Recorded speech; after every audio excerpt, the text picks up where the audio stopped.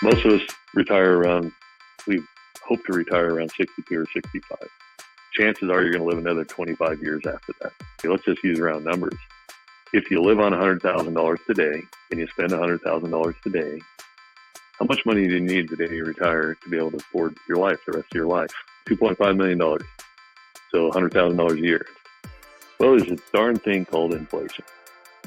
And so 2.5 million really doesn't get you another 25 years because inflation eats that crap up. Welcome to the Waste No Day podcast, a podcast specifically for and about the home services industry as it relates to plumbing, heating, air conditioning, and electrical. More than a podcast, Waste No Day is a credo, a determination, a mindset. It is a never-ending discipline. It is a refuse to lose pursuit. It is a wake-up call every morning to waste no day. Now here's your hosts, Brian Burton and Nate Minnick.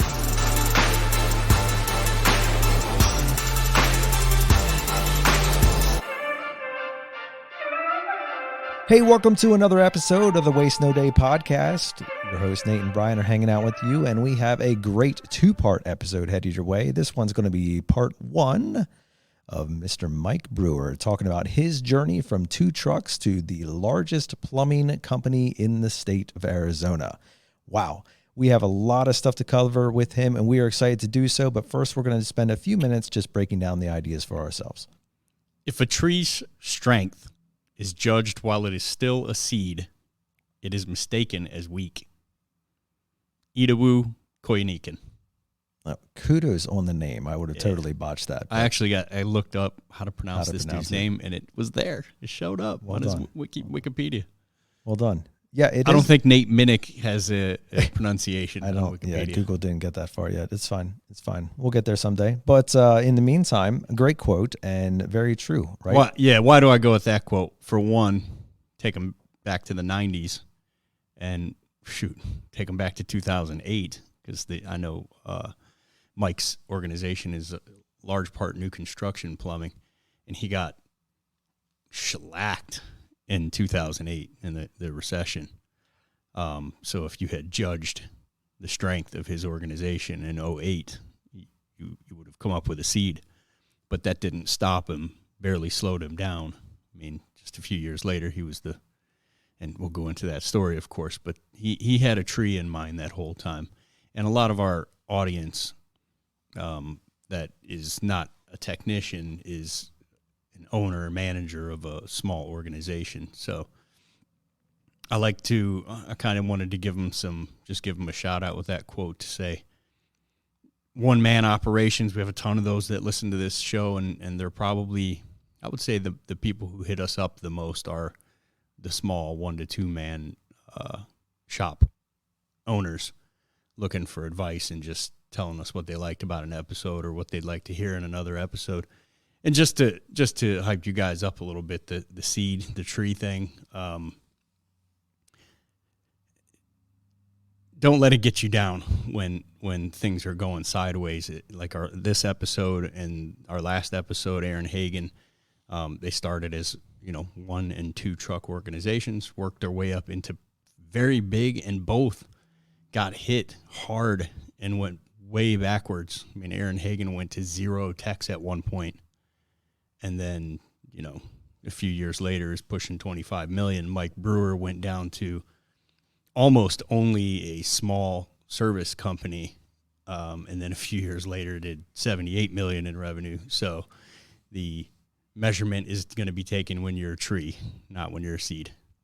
Brian, one of the things that is frankly frustrating about trees, plants in general, is the slow growth that is nearly unobservable without the perspective of time. One thing that I appreciate that we do around here through the EOS model or traction, as we have talked about it in previous episodes and will continue in the future, is we set a 3-year picture I guess we do it every 3 years, every 2 years, something like that, where we're setting a date in the future and we're forecasting out, what does 2025 look like? What do we think our company is going to be doing? How many people are going to be working? and how much revenue are we producing. But then even more grandiose than that, like the real feel stuff, like what new programs are we going to have, and what new options are going to be there, and what new technology is going to be involved, and what are our logistics going to be like, and all these things that make you dream big. And if you do that process long enough, eventually you get past that 3-year point and you get to reflect back upon where you were 3 years ago and see how many of those dreams have come true. And we just did that not too long ago with our next level leaders. And it was amazing to see how many things that we had projected 3 years ago that we wanted, that we saw, that we dreamed of, that we aspired to had finally come true. Many of them had come true long before the 3-year window. And yet, if you don't have that perspective of time to be able to go back and look at a snapshot 3 years ago and say, this is who we want to be, and now this is who we are and how we've accomplished that, it gets lost. And you're stuck watching a plant grow and you don't get to see very much of it. And so one thing I want to encourage you is like, reflect back upon where you've come from. Reflect back upon who you were 1 year ago, 3 years ago, 5 years ago, and visualize all the growth that you've invested into yourself, your company, those around you, and where it has taken you. You know, think about the "I used to be like this" type sentences, and now I'm like this. That's real recognized growth that you don't see until you realize, wait a minute, that seed is now a 3-foot tall tree. That 3-foot tall tree is now a small cedar. And it's the beauty of growth over time that we don't recognize that finally turns into something beautiful. But if we're not careful and we don't pause ourselves to look back, we can miss it. And that's something and concept that we want to dive into here with Mike as we bring him on. For the first part of this episode, we're going to invite Mike Brewer into your passenger seat.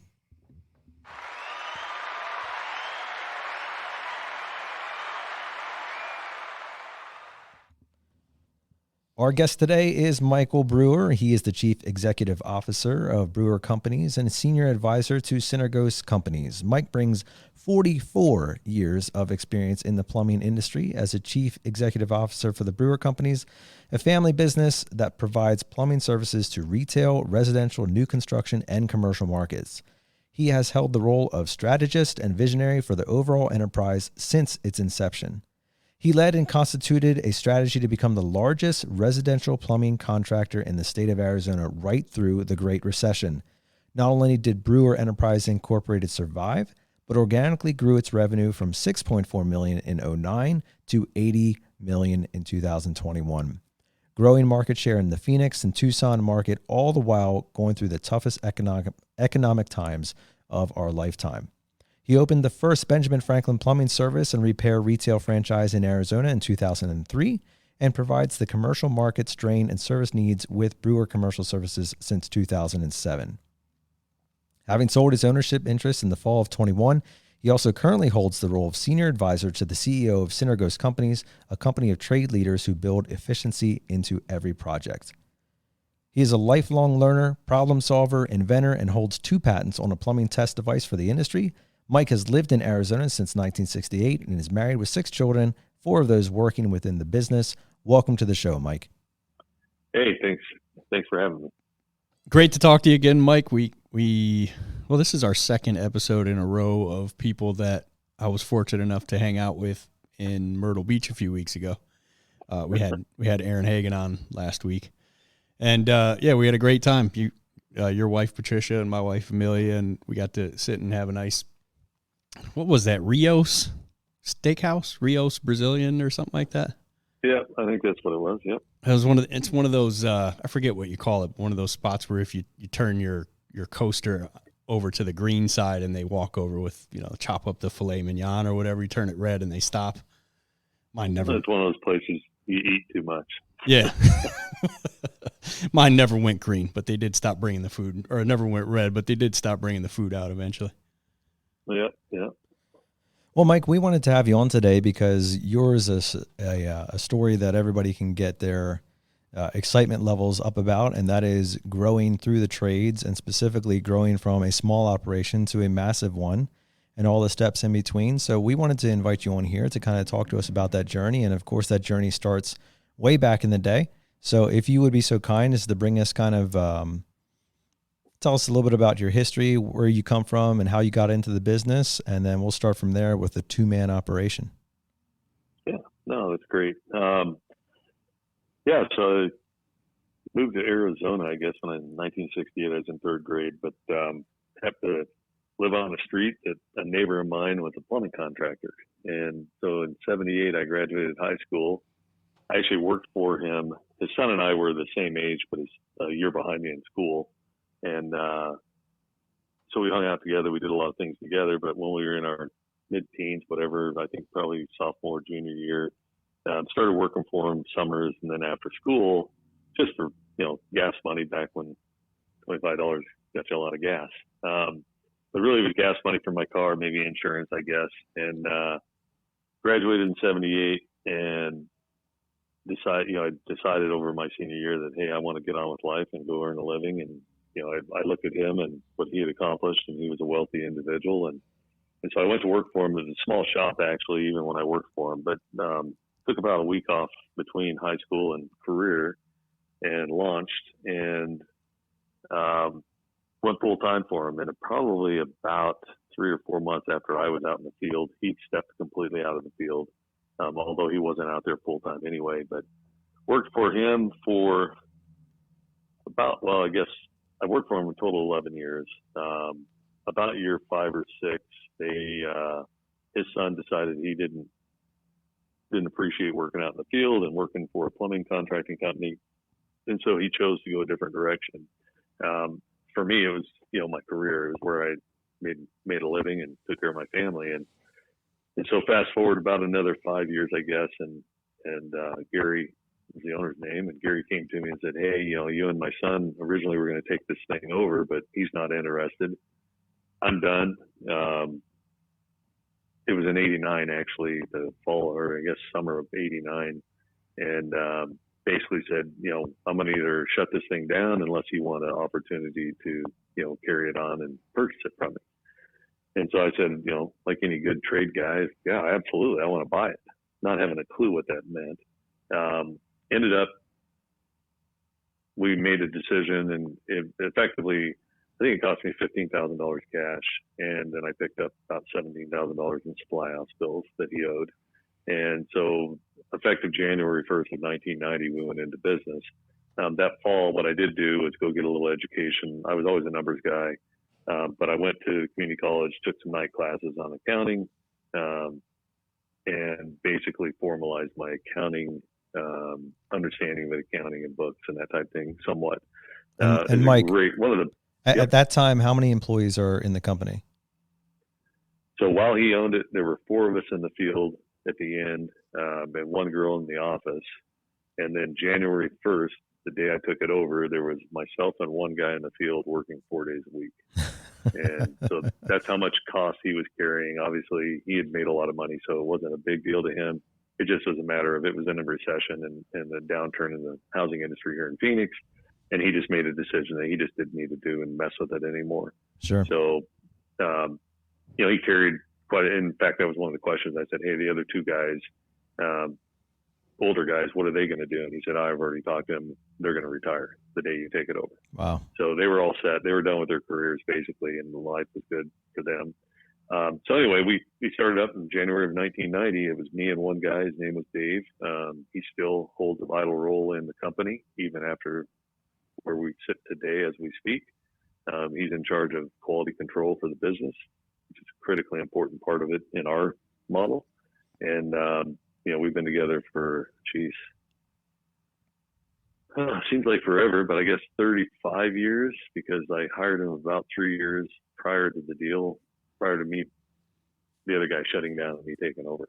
So he was my right-hand guy the day we opened the doors. And, but anyway, so, owned the company, and off we went, and had no idea how to run a business. I knew how to run the field, and I was a really good technician. And at the time, by the way, so this is what we're talking about, is 100% new construction.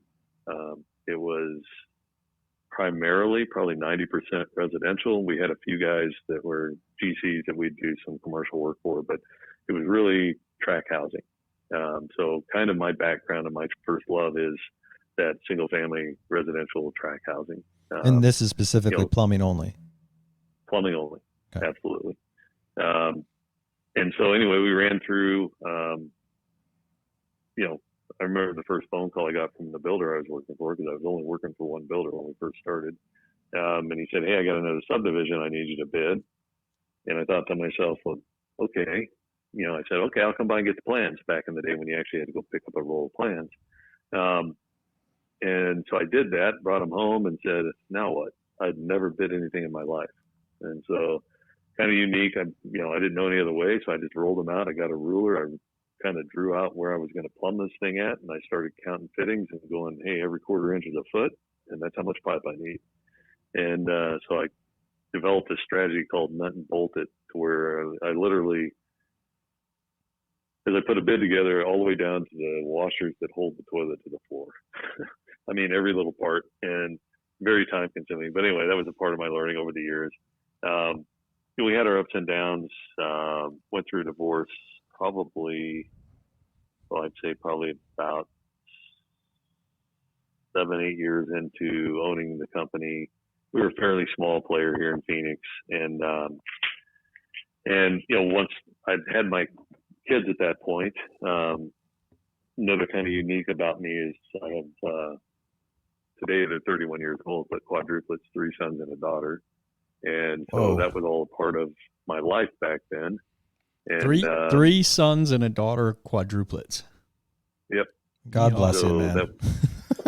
And the funny part, I guess the challenging part of that was I went into business in 1990 and they were born in March of 1991. So it was brutal. 2-man shop. That was when I hired my first quote unquote second employee, I guess, but the first hire as a new company. It was a kid right out of high school that I just needed another set of hands in the field so that I could run and help with the kids a couple of times a day when we needed to feed them. We didn't have a lot of family to help with that. So that's a whole different story we don't need to get into. But nonetheless, I had a lot of stresses around trying to do a startup business, so to speak. Yeah, that brings new meaning to 24/7 on call right there. Yeah. Well, let's put it this way: we never got more than 2.5 hours of sleep for months because we fed them every 4 hours, and it took a little while to feed them, and it took a little while to get ready to feed them. Right. Wow. But anyhow, fast forward a little bit. As I said, unfortunately, we wound up in a divorce situation. I ended up, what was important to me was autonomy and be able to do whatever I needed to do in my future. And so I ended up purchasing my small business at the time from my ex as part of the agreement. And off we went. And so we went through some ups and downs. Again, I guess overall, probably outside of 2009, when I probably should have been out of business, 2008 and 2009, the crash. Backing up early on, I don't know, I was probably in business 4 or 5 years and got myself in trouble and effectively was upside down about $250,000. I had a supplier that believed in me and I was very transparent with them. Didn't know how it happened. I wasn't living out of my company. I actually set my company up to begin with as a C Corp, so I would get a paycheck. I was pretty naive, and I just knew that an LLC was like it was your own bank account, and you could do what you wanted with it. Technically, you can with a C Corp, but it was a specific entity that paid me a paycheck. So I got a paycheck every week that was the same, and that's what I lived on. And so that was helpful when I did get in trouble because the whole seller could look at the books and understand I wasn't raping the business, so to speak, or doing something that I shouldn't be to have an extravagant lifestyle. I just had some foundational problems that I didn't know, and I was going down that hard knocks path, the school of hard knocks that I'll speculate most of us contractors were pretty hard headed, but most of us have gone down that road and learn on the job, so to speak. So we recovered from that first downturn, self-imposed, and as tried to grow a business, we changed our model. went to a just-in-time delivery model. At the time, we were probably building 400 or 500 houses a year, and just in the Phoenix West Valley market. Again, as we moved on, the new model allowed us to grow fairly quickly and not a lot of capital investment. And our wholesalers, basically, we gave them a list, they put it in a box and delivered to a job site, and my manpower showed up and did an install that day. And so very little cost in inventory, effectively had no inventory because it was just the cost of goods sold. They delivered it, we installed it, I built it. And so, I learned a lot over the years. Gosh, now that I'm even thinking back that far, it's crazy how things went. But I just paused because of the many thoughts running through my head and what's relevant in this situation. I guess I'll jump forward to 2004, 5, and 6 when Phoenix had a boom. They built actually probably 4 years worth of product in 3 years, normal to the market. We grew a little bit through that time, but there was probably 40 or so, plumbing contractors that actually participated. I was on the small scale of that, small side, maybe 3-4% of the market. And the market was, in 2006, I think we closed 60,000 houses. So I was a very small player in a big bowl. But what happened in 2007 or 6 and 7 as a slowdown hit prior to the banking meltdown in 2008. Some of the big shops could not cut overheads fast enough. And so some of them went out of business, and what became painful for them became an opportunity for me. And because we could actually hire people, and the contractors, the builders we worked for, they all wanted us to move to the other side of town. And we were never able to do that prior to this moment in time because we were really good at what we did in the small area the geography that we operated in.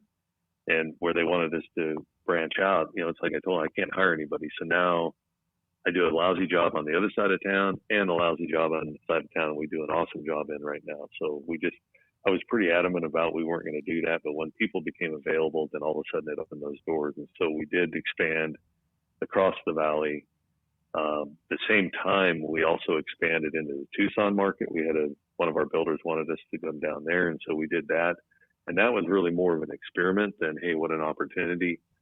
Over time, so like most subcontractors, especially startups, I was on, and I can't even remember which product it was. It was either Peachtree or QuickBooks. It cost about $200 for a version. You threw on a 286 laptop back in the day when 40 megabyte was a big hard drive. But we were operating. And over the years, I got to where we were operating on about 3 or 4 different pieces of software. And one of the big things that I think made us who we were here at the end and makes us who we are today is our commitment to technology. I think as an industry as a whole, just as an aside, maybe we can swing back to it, but the adoption of technology in the trades is very, very low. I think the service side does a better job of it just because the way calls are run is critically important to have an information at hand. But on the new construction side, especially the new single family residential side, it's very old school, very pad of paper driven, not a lot of adoption of technology. And so over time, when I decided, hey, I need to try to consolidate this into one platform. And I went on a big search for what is that platform. And everybody came in front of me, from Mass 90 to Mass 400 to Builder Pro. Gosh, I can't even tell you. Probably 6 or 8 of them. And every one of them had a great accounting system, but so did QuickBooks. I'll just use QuickBooks as my example. That's not what I was after. I was after job costing. I was after being able to build a bid, scheduling, quality control, all these different things that these accounting programs, quote unquote, they had some bolt-ons, but they were more for bigger industry stuff like commercial stuff, and they were super expensive. And so I got an introduction to a gentleman by one of those guys that pitched me on one of the big products. And he asked me, hey, have you ever met, I'll just use the name Bill. And I said, no. And so anyway, he made an introduction. He actually came to his presentation, so he probably got a little kickback. But as the guy went down the path showing me the software, projector on the wall in a meeting room. But basically, about 10 minutes into it, I'm trying to think to myself, I wonder how much this costs and how am I going to afford it? Because it was the best thing out there that I'd seen so far. And anyway, ultimately bought that. As he made the transition, it took about 5 weeks probably to transition all the records and be ready to go live in our new fiscal year. As he was doing all that, he brought up something that said, because what he didn't have was a scheduling system inside his product. And so he mentioned that, yeah, someday he'd like to do that. And I said, well, how would that work? And he told me, so we were talking about RDP or, dial in, if you will, pre-internet, quote unquote, the way we hold the internet today. So nothing cloud-based. You would dial right into your server on site. And so if the guys were in the field and they could pop up a little laptop or something and could dial into our server, they could see what was scheduled for tomorrow and they could drive by and see if it was ready. And I thought, well, that would be awesome.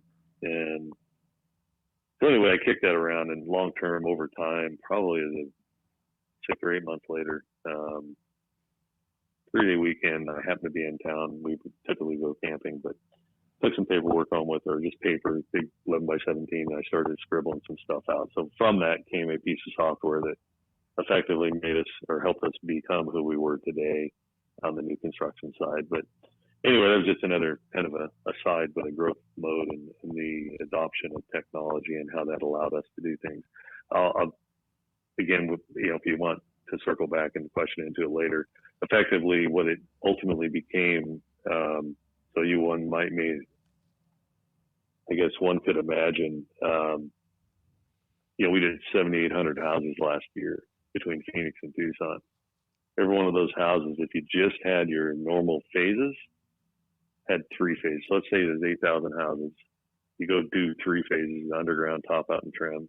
That's 24,000 stops, plus quality, plus pull down on inspections. Some of those are gas houses, so that's an extra phase. So somewhere probably around 35 to 40,000 specific phases or stops, and it's humanly impossible to do on paper. So without a piece of software to be able to manage that would have been impossible to grow and be the size we are. I know other people do it. They do it with other pieces of software, and just, I've always been a big admirer of people that can pull off growing a big business. But anyhow, so back to kind of the story just to get us where we are. Ended up remarried, as I mentioned. I have 2 stepsons. My wife and I remarried. We've been together, I think it's 18 years. We got married 9 years ago this November. So growing new relationships, new family, all that kind of thing, and then having a business. And so over the years, I had kind of transitioned, handed off the roles. And so Dave, who I mentioned was my right-hand guy when I started all this, he wound up president of, well, let me back up, I guess, actually. Before all that, before 2008, back in 2003, I got introduced. So we were strictly new construction up to that point in time. And in 2003, I got a little mailer in the mail saying, hey, come learn to be a service plumber, contractor. Well, we'd always talked about, someday we'll have to open up a service division because we just keep building these houses. And under the old, what we typically do, our state rules are we hold the warranty on the house for 2 years after close. And so that's all a warranty period. But once they're out of warranty, if they call, it's like, yeah, we don't do that. Call someone that does that. But we kept getting more and more calls as we had more and more houses that, beyond that. And so when I got this cold call flyer in the mailbox, I decided, well, I'll go down and see what they've got. Just understand it. They talked about learning to be a service contractor, and I had no idea what that meant. So I went down and went downtown to a hotel here in Phoenix and ended up meeting a lady by the name of Ellen Rohr. And so anyone in the trades knows who Ellen Rohr is. and then the It's plumbing side at least. One of the godfathers of godmother, I guess, of Benjamin Franklin. Yep, Clockwork Home Services. And so there were supposed to be 12 of us there. 2 of us showed up. And, I mean, obviously she was probably disappointed, but she acted as though there were 40 people in the room, and she pitched us. And she pitched us on all the benefits you get by being a franchisee and inside the Ben Franklin system. And so from my perspective, I sat and listened, and we were coming up on the 2-hour mark, and it's like, okay, I didn't realize this was actually a sales pitch. That's how naive I was. It was going to be come learn to be a service contractor, is what I showed up for. And it sounds like a really great offer, but it's probably more expensive than I want to spend to get out of here. And so, I'm sitting there saying, hey, I got things to do. Get to the punchline. What's it cost? And so she did her, recap, if you will, and you get all that for $10,000. It's like, I sat there thinking, crap, I pissed away 10 grand with no upside, probably more than once in my life. Maybe I ought to pay attention to this. So I ended up leaving that day with a full set of paperwork on what it meant to be a franchisee inside the system. She sent me away. Just so happened what this whole thing was the existing franchisees were all headed to Phoenix for their winter convention. And so the day before that convention is when she held this event to pitch us. And actually it was 2 days before. So I took it home that night, read through the whole thing, had my yellow pad of paper, the trusty old legal pad, and wrote down all my questions. And we got back together for dinner. And again, those of you that know Ellen, she's a pretty strategic person. So I went down to have dinner with her, and we sat down in the hotel bar right there, and just happened to be right inside the lobby where you come check in. So as we sat there going over my questions, most of the franchisees showed up over those, or at least several of them did. And of course they all saw Ellen, and they all came over, and, it was all a good time, and she introduced me to them. And, it seemed like a great big happy family. And so, again, she's being strategic and wanting to get things done. And so I said, this is great. Appreciate you answering my questions. I'll be in touch. Well, off I went. I thought about it. I went and talked to my accountant / consultant, was very close with me.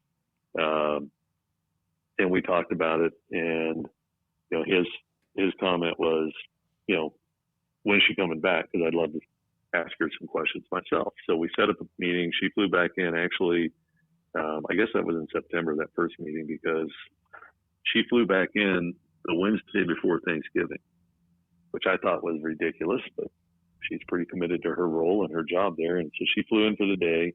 We ran around. One of the things as a franchisee, you have to look at your building and is it acceptable, like where you do business from. And so we ran over to my office and did all that. And she loved, the whole setup and what we were doing. And that, we were legit. And I think what she really loved was, hey, we had a database of existing homes that we could market to. We talked a little bit about that. And then we wound up over at my accountant's office that afternoon after lunch. And so he asked her his questions, and he was satisfied with the answers. And so he turned to me and said, well, Mike, it's your decision to make. He said, life's pretty good for you right now. You don't have to show up if you don't want to. You got a nice little business there that runs and operates. And, if you do something like this, probably a commitment for the next 4 or 5 years to really get it up and running and be successful. And so, we thanked him, and off we went to the airport. And that piece of the story, she basically did a lot of things to try to close me, and I wasn't about to close in that moment. And so she had to get on an airplane, thank goodness. So she had a deadline to go. And but long and short of it was, we circled back. We ended up doing the deal. We became the 42nd franchisee in the country, the first in Arizona, and we signed right before year end. And I had a couple little caveats in my contract, but nothing. I was not the great negotiator, let's put it that way. My big thing was, historically back then, as soon as you signed the contract, I don't know, you had a few days, a month or whatever before you started paying minimum dues. I told her, hey, flat out, I can't do that till September. I need to hire someone. I need to get a tech. I need to get a truck. I don't have any of that. And so, they allowed that to happen. So I thought it was a great deal at the time. In retrospect, it was like, you didn't ask for anything. That was easy. But nonetheless, so now I had a Ben Franklin. I didn't have a tech.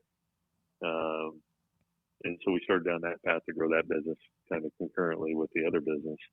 And that was, again, like you say, back in 2003, 2004, I actually started business September of 2004. And how big is the new construction business, like when you're making this decision? 2004, I'm going to guess we're probably a $12 million business at the time. Okay. Somewhere in that neighborhood, I would suspect, 10 to 12. And so it was, like I say, a nice little business. It wasn't lighting anybody's hair on fire. We were doing a good job. We were in 2000, at that point, we had not gone valley-wide. We were just in the West Valley, so we were very disciplined in our cost structure. We didn't have trucks running all over the valley. It was very geographically centered or located. And we were doing okay and making a few bucks, so we had the ability to do it. What I didn't realize is how hard it would be to actually, when you don't know anything about that kind of business, how completely different it is from a new construction. Right. And that's what I wanted to ask you there, Mike. So obviously you were in the new construction world, but I was a little unclear when you came out of high school and you started working for the gentleman that you eventually bought the business from. Was that also all strictly new construction, or did you do any retro in that? No, I mean, it was 100% new construction. We did a little bit of retro on the commercial side, a little bit of TI stuff. But when it came to residential stuff, the only time I ever walked into a home that somebody lived in was on a warranty call.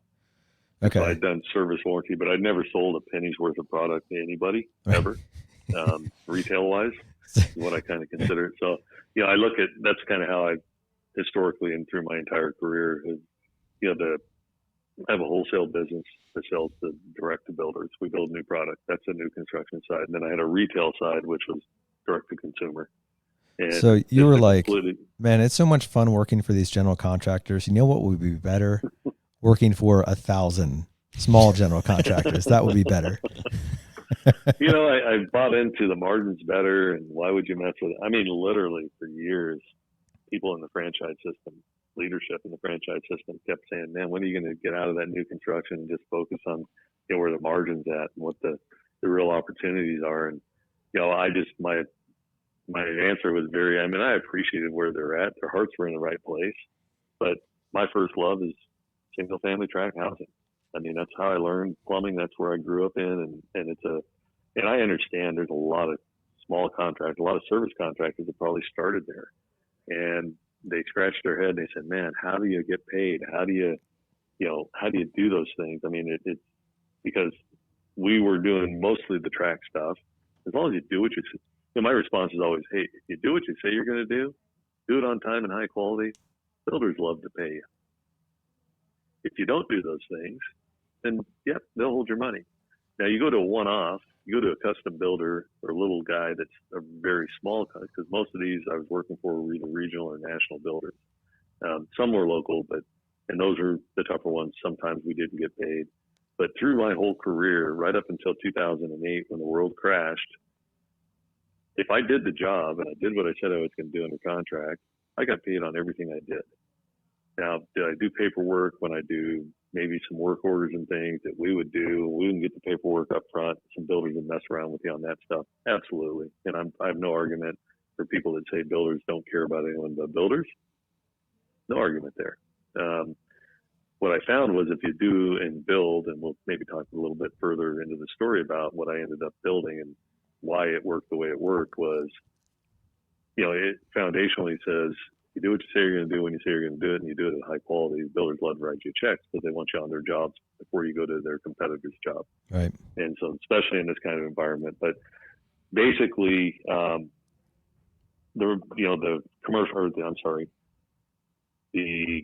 one-off or the quote unquote custom builders, that's where I got in trouble. I did get burned several times in that space, but on the single family track stuff, there was one local builder that when he went out of business, he had two banks he worked with. One was national, one was local. And in 2008, when the world, when everything hit the fan, I got a phone call there were two partners in it. And one of the partners called me and said, Mike, I hate to make this phone call, but we just got shut down this afternoon. And they owed me at the time about a little over $50,000. And he said, we're going to do everything we can to pay you, but I'm going to be real straightforward with you. You're probably not going to get paid. But our intention is at some point this gets behind us, we restart, that we'll hire you to be our plumber, and we'll do everything we can to pay you back that money. And, it was the way he approached it. It was a professional move, I thought, and I respected that. Did I like what I heard? Absolutely not. And it's $50,000, a hell of a lot of money, especially in those days, in the size company I was. Absolutely. But there was nothing I could do about it because he didn't have the money to pay me. Right. Flat out. The bank shut him down. The national bank shut him down. The local bank wanted to work with him, but they couldn't swing it on their own. The banking industry as a whole, was in the midst of a meltdown. So ultimately, my story about the new residential stuff is it's what we were the best at. That's I'm sure some of my competitors want to argue that, but the outcome kind of speaks for itself. So anyway, so we're cruising along. 2007 and 8 happened. Thank God I had a Ben Franklin, because at that point I think I had about 3, maybe 4 trucks on the road.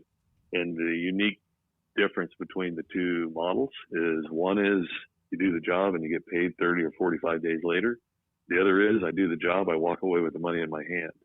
And the critical importance of that was we were able to make payroll, when the fall of 2008 happened. We cut people, we cut staff, we cut salaries, we did everything we could to survive. And what helped us actually, or what we would not have survived categorically had we not had the cash and carry business.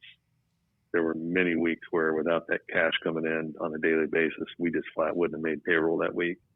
And so it was critically important to our success and this survival. And we've had our ups and downs. So we made it through 2008, 9, 10. Things started coming back.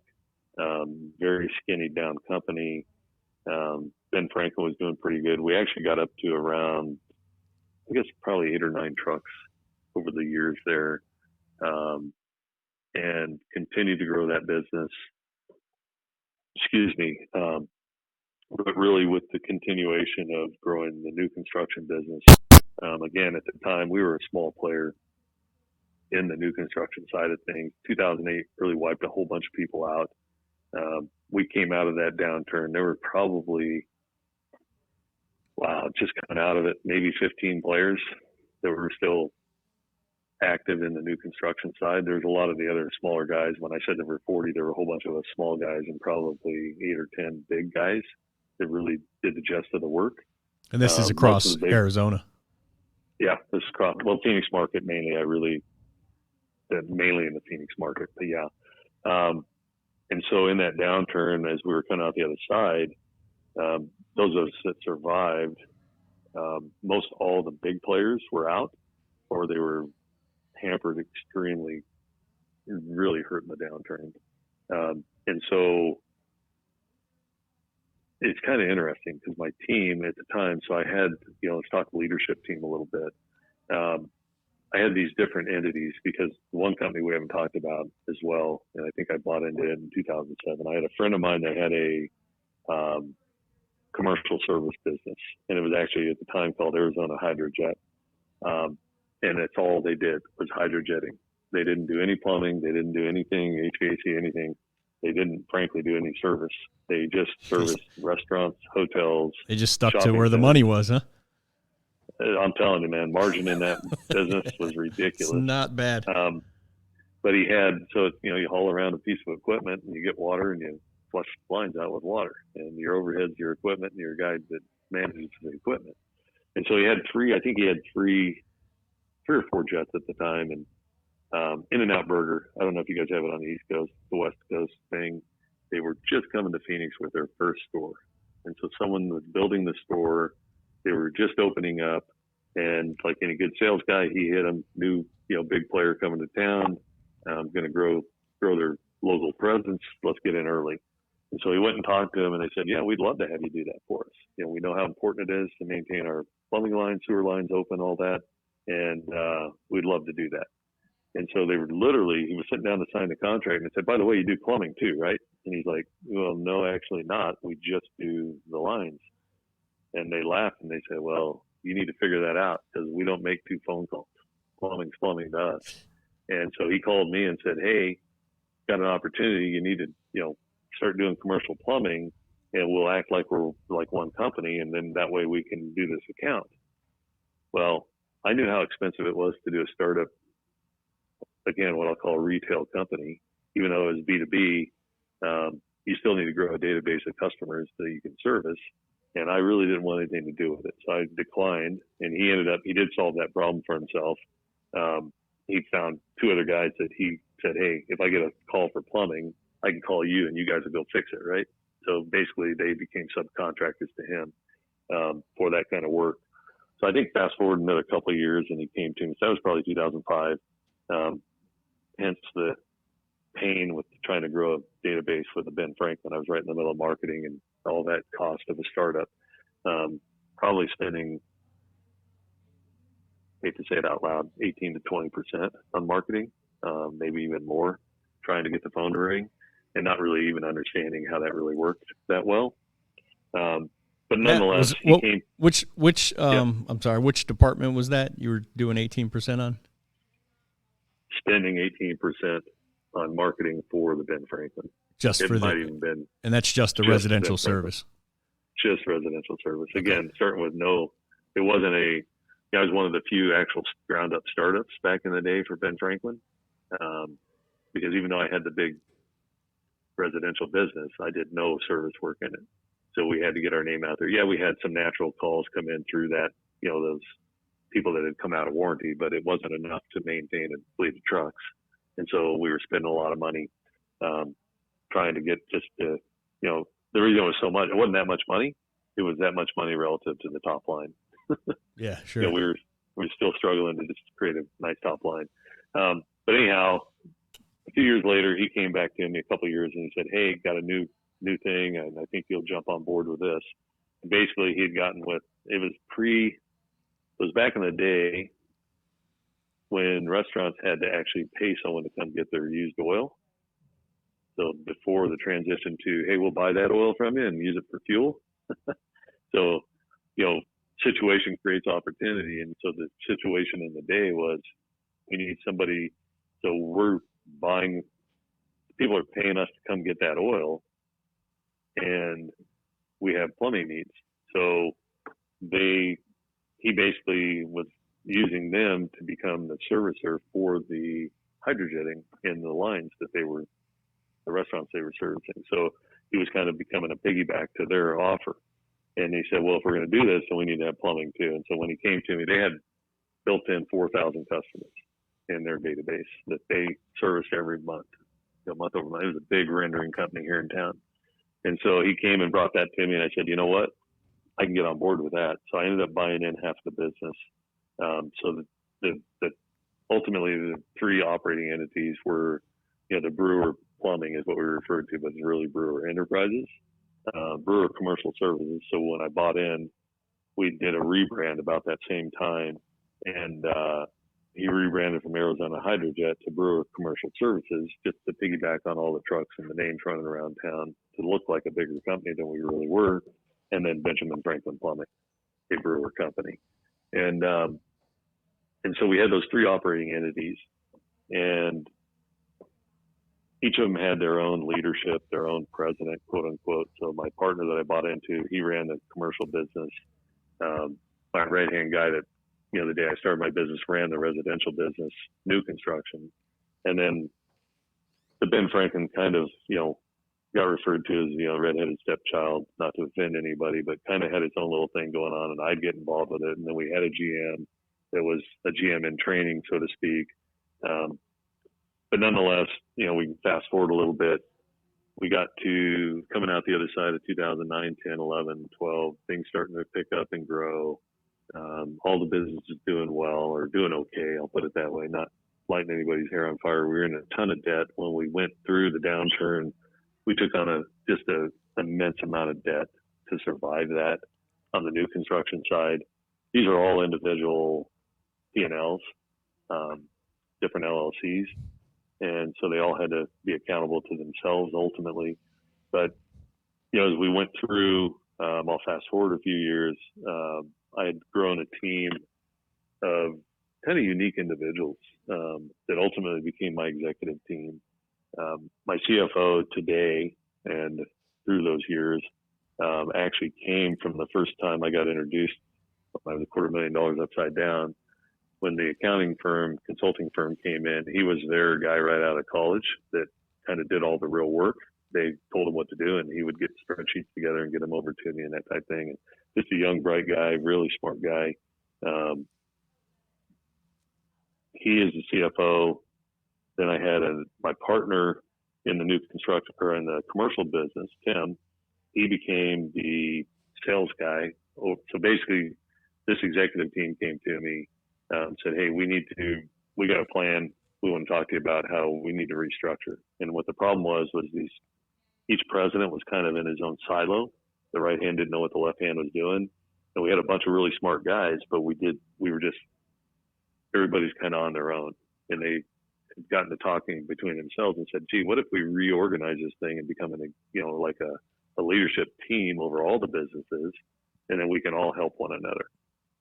And so ultimately we ended up with a sales, finance, internal operations, and external operations. It's kind of how the bubbles existed, the roles that these guys held. And then I kind of sat in the middle as the CEO over the top of all of it.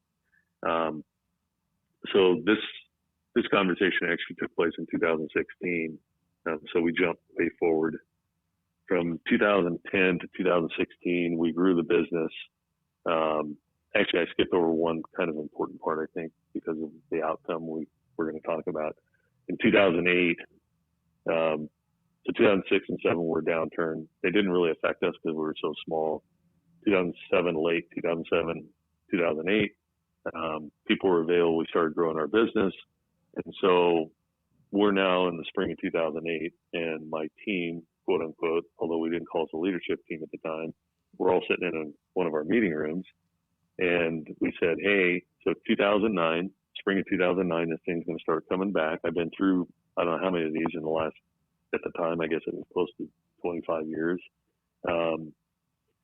They typically last anywhere from 18 months to 3 years. Well, next spring will be the end of 3 years. So the spring selling season, new construction is going to take off. We need to position ourselves for that. And so we started a conversation, and I actually didn't recall saying it, but later on I said, I don't know how we ended up becoming the biggest guy. And they're like, "Wait a minute, you don't remember in 2008? So evidently in that meeting, someone said, "Well, do we want to be the biggest?" And I said, "Well," I made some comment, something about, "Well, why couldn't we be the biggest?" We weren't anywhere close to it at the time. We had some very decent competitors, and evidently during that meeting, because they all remembered it, I just made the comment. It's like, "Well, why can't we be the biggest?" Well, I didn't leave that meeting saying, "Hey, let's design a company that is the biggest company in Phoenix or in Arizona." We just said, "Hey, we need to be prepared for next spring." And so, we went into specific strategies for next spring, not knowing that in October 2008, there'd be a big old, basically a hole get blown in the boat, if you will. The entire industry oversold, banking meltdown, affected everybody in the world, everybody in the U.S. for sure, not just us subcontractors. Unfortunately, being a subcontractor in residential plumbing in Phoenix, Arizona in 2008, the fall of 2008 was not a good place to be. And, it kicked our teeth in really, really hard, like I say. So we survived the downturn. We ended up, we had a line of credit with a bank. They came in basically to shoot us, put us out of business, and ultimately convinced them through a third party that we were a good bet. And so they priced us accordingly at 9.25% for their money, which felt like loan shark rates when you're already broke. But nonetheless, they gave us the oxygen to breathe. And so we continued to do what we did, and we came out of that and grew out of it, paid them all their money back. We since then has transitioned to a new banker. and we love our banker, but nonetheless, and I guess as an aside, that's an important, not to skip over. When you have a great banking relationship, treat it like it's a great banking relationship. And what I mean by that is not expect them to take you golfing and to lunch all the time, but be transparent, be open, be honest with them. For me, that was huge part of my success. And what I found was they want to help you any way they possibly can. And if they don't know you're in trouble, they can't help you. And, when you have the right banker, it's a coveted relationship. And so anyway, I'll just leave that as it is. But we really enjoyed our relationship with our banker. We actually, started with I think this particular bank at $1.5 million. It ended when I did the transaction. We were at a $3.5 million line of credit with them. And they grew it with us. They extended us credit when, the balance sheet said run. They said, we do business with people, not with numbers. And they gave us that opportunity. So they were hugely, critically important to our success and growing our business. But anyway, backing up, let's jump forward to 2016. Team came to me, said, hey, let's reconfigure. We did that.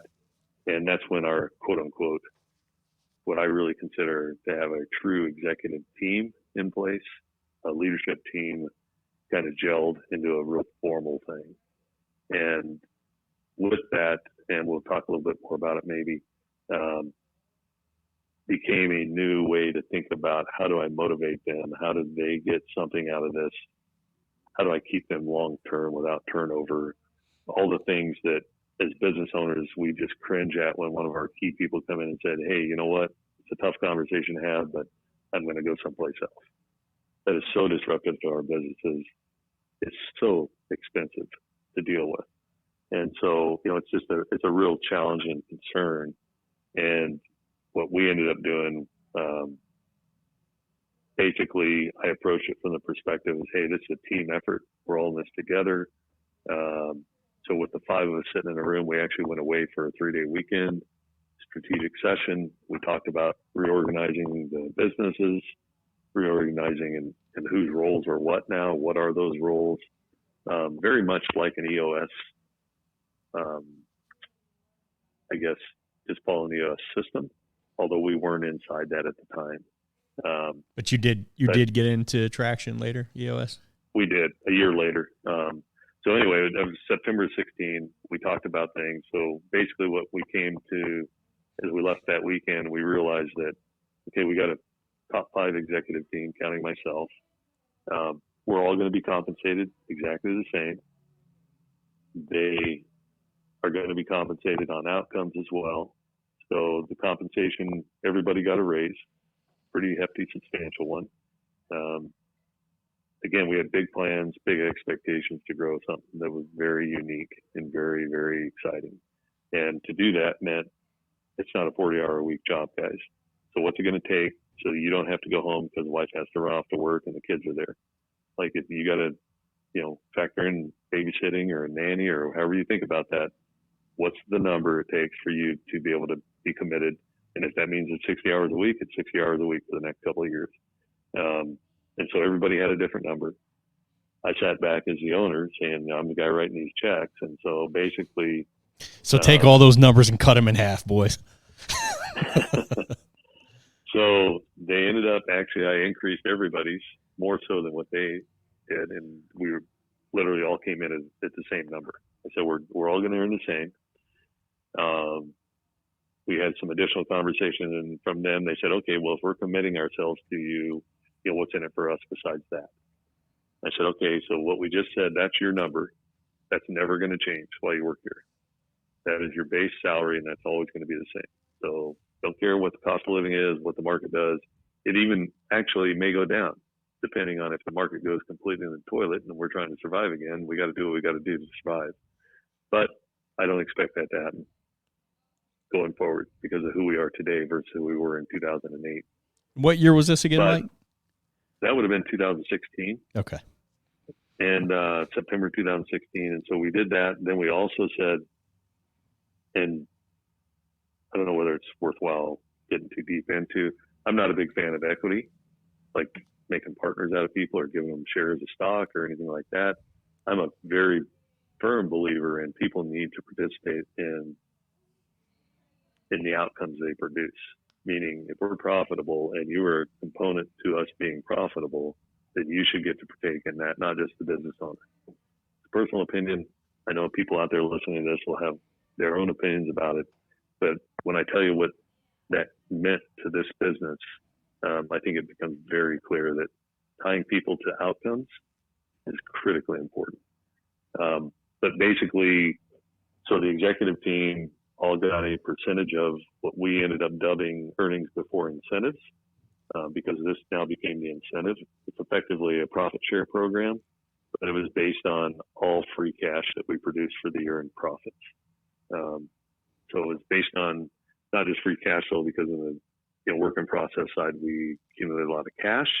It's what are the profits of the company. So a little bit of uniqueness to it without getting too deep into it, but effectively they all got a piece of the action without a penny of risk. So if it did go south, if the world went crazy, they didn't risk losing their home, losing any of their lifestyle other than maybe not earning what they were earning before. So I'm just a big believer in, you can treat people as though they're owners, and you can make commitments to them, and they make commitments back. And when we keep our promises, it's a great relationship, and people do very, very well in that environment.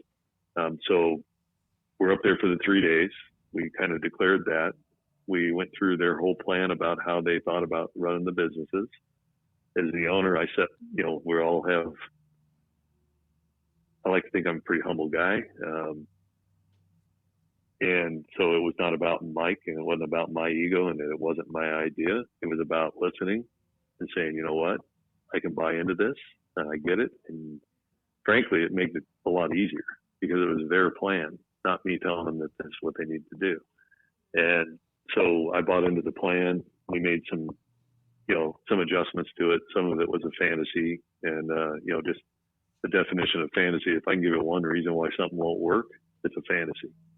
And right up until you say, yep, thought of that, here's a solution. And it's like, okay, now it's a possibility again. Wow. And so we went back and forth between fantasy and possibility. You want to run that back again, Mike? Sure. So as a business owner, as anybody, I mean, my kids can come to me and they tell me something, and it's like, well, that's a fantasy. And they're like, no, it's not. And it's like, sure it is. That's humanly impossible to fly. Let's just use that for an example. And they figure out, no, you can get from point A to point B, and maybe flying's not the right way to think about it. But my team would tell me something, and I would say, well, here's why it won't work. So it's a fantasy because it can't physically happen in that configuration, let's say. And so they said, yeah, we thought of that, but if we move this one piece, it changes the configuration, and now it's possible. And so, okay, great. Now it's a possibility again. So, there's a lot of fantasy thinking going on out there in the marketplace. People saying they can do things that they don't have the money to, they don't have the people to, they don't have the equipment to do, but they all believe that even themselves, like they're kidding themselves, they don't even know they're doing it. And again, this is some studying, some business philosophy that I study, and it became very apparent to me that there's fantasy. You can name names, Mike. Go ahead. Call them out. Well, so I'll give them a plug. It's kind of unique. It's called the AJI Network, AJI Network. It's a group out of San Francisco, and it's a unique way to think about business philosophy. It's really a life philosophy. Frankly, we as Americans, we don't do a very good job. We're marketed to 24/7 nonstop, and what we're not doing a good job of is thinking about the day we want to retire, and how do we afford to retire, and how much money does it take to retire, and the real meaning of that is, what do I need to do today for my current lifestyle? Because we all tend to kind of earn into, as we earn more, we spend more, instead of saying, hey, I have a nice lifestyle and now I earn an extra $50K a year. I'm going to put that $50K away for the day I retire. Part of Mike's own thinking about that is the word retirement. That is a really nice way of saying you're unemployed, because you're not working anymore. Right. Typically it happens when you're unemployable. You're too old to work. And so people, when they think about retirement, they tend to, I'm guilty of it until I started I guess studying this 15 years ago, was that, I'm working hard, I'll take care of that when it gets here kind of thing. It's something I'll worry about later. And the problem is every day that goes by, you lose that day to take care of that. And so, especially young listeners out there, if nothing else, take to heart, go do the math and figure out what's it cost for you to retire. I'll give you the simple back of the envelope, bar napkin version. Most of us we hope to retire around 62 or 65. Chances are you're going to live another 25 years after that. Today's world, medical breakthroughs, all those kinds of things, and maybe that's even low. But just simply, it's not even me trying to convince anybody. Let's just use round numbers. If you live on $100,000 today and you spend $100,000 today, how much money do you need the day you retire to be able to afford your life, the rest of your life? Simple math would be $2 million. $2.5 million. Yeah, okay. $2.5 million. So $100,000 a year. Well, there's a darn thing called inflation. And so 2.5 million really doesn't get you another 25 years because inflation eats that crap up fast. So, again, forget inflation, forget everything. Let's just settle on, let's see, I'm 65, I need $2.5 million in the bank. And today I have, let's say I'm doing pretty good and I have 200,000.